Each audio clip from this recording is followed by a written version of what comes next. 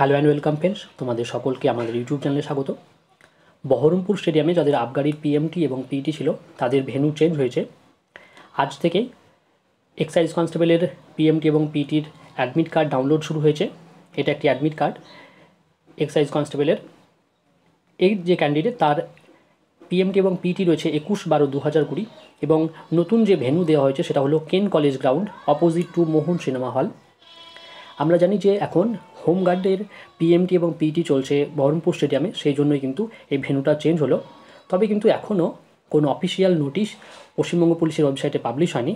তবে যাদের পিএমটি এবং পিইটি 21 তারিখে রয়েছে তারা যখন অ্যাডমিট কার্ড ডাউনলোড করছে তারা কিন্তু এই আপডেটটা পেয়ে যাচ্ছে তাদের অ্যাডমিট কার্ডেই।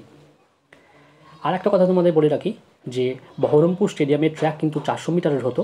এখন যেহেতু কেন কলেজের গ্রাউন্ডটা অনেকটাই ছোট, তাই এখানে 200 মিটার হওয়ার সম্ভাবনা যথেষ্ট বেশি। আজকের আপডেট এইটুকুই। তোমাদের যদি এরপরেও কোনো জিজ্ঞাসা থাকে নিচে কমেন্ট সেকশনে জানাও। ভিডিওটি ভালো লেগে থাকলে বন্ধুদের সাথে শেয়ার করো। চ্যানেলে নতুন হলে চ্যানেলটিকে অবশ্যই সাবস্ক্রাইব করো এবং ভিডিওটিতে একটি লাইক করে দিও। ধন্যবাদ।